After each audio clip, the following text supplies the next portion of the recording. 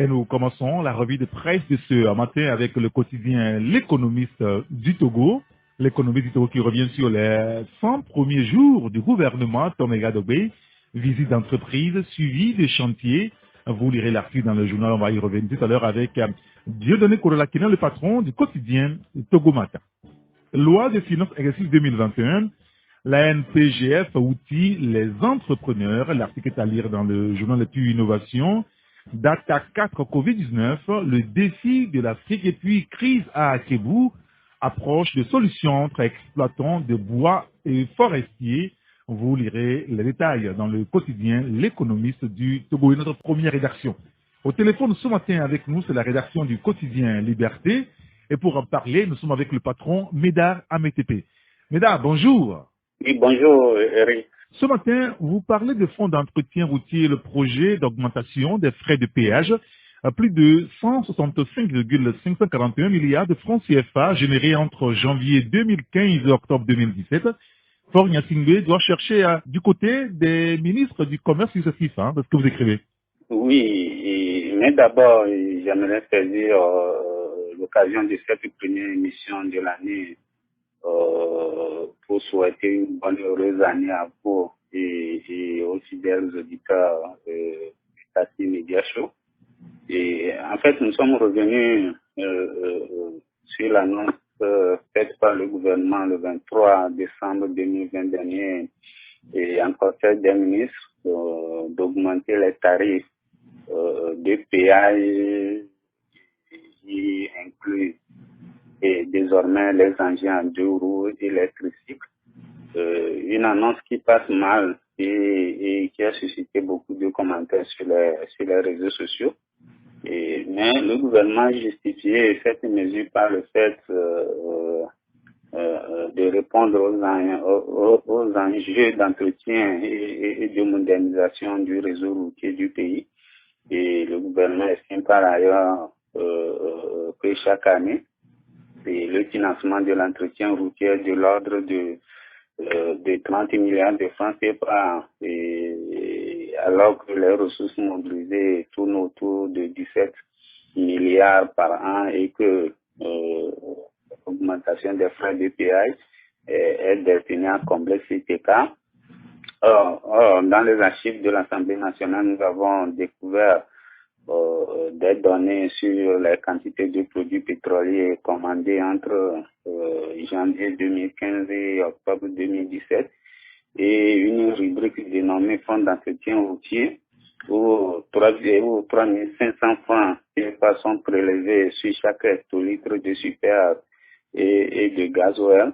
Or, entre janvier 2015 et octobre 2017, et environ 5 millions de tonnes de produits pétroliers ont été commandés au Togo, générant pour les fonds d'entretien routier plus de 165 milliards de francs CFA en 34 mois. Et partant de ces chiffres, et dont les détails sont à découvrir dans le journal, il apparaît que chaque année, entre 23 et 30 milliards de supplés sont générés pour renflouer les caisses de l'État. Et nous nous demandons où sont passés ces supplés pour qu'on décide aujourd'hui d'augmenter les frais de péage. Et nous disons que la question doit être posée aux différents ministres qui se sont succédés au ministère du Commerce. Très bien. Écoutez, on lira l'article dans votre journal. Vous revenez également sur la discussion en prélude aux élections régionales. Le régime de Fort Gnassingbé peut-il encore inspirer confiance, Médard? Oui, et le ministre de l'administration territoriale a convié les responsables des partis politiques à une rencontre demain mardi et à son cabinet pour discuter de l'organisation des prochaines élections régionales. Et c'est la deuxième rencontre du genre et après celle organisée mi-octobre dernier. Et pardon, c'est en décembre, le 14 décembre dernier. Et nous estimons que dans un pays où la démocratie et le respect des lois sont enracinés et où les institutions fonctionnent normalement, de telles concertations sont inutiles. Et nous rappelons aussi que de tout temps, et des dialogues et des concertations avant les élections ont eu lieu. et ont toujours servi d'argument au régime pour faire croire que l'organisation des élections a été consensuelle, mais que les avis de l'opposition n'ont jamais été pris en compte et pour la tenue des élections réellement démocratiques et transparentes. Et nous rappelons également que la tenue de ces élections régionales divise les partis politiques et si certains sont prêts à participer à ces élections, d'autres n'y voient pas l'opportunité. Et pour ces derniers, les élections n'ont jamais résolu les problèmes togolais. Et ils estiment que les élections organisées selon les conditions imposées par le régime ont toujours permis de légitimer, de renforcer le système en place. Et ensuite, il y a les populations au milieu.